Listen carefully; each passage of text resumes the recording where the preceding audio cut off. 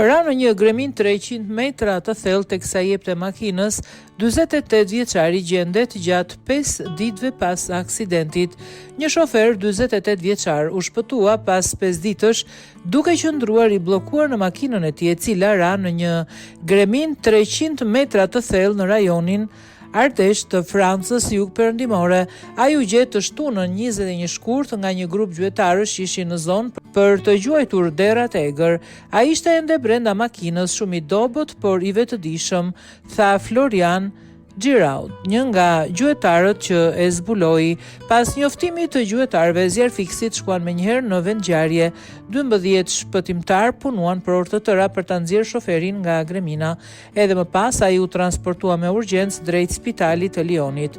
48 vjeçari banor i rajonit Alier, i cili kishte marrë plagë të rënda nga rënja, por aktualisht ndodhet jashtë rrezikut për jetën, u dërgua drejt spitalit.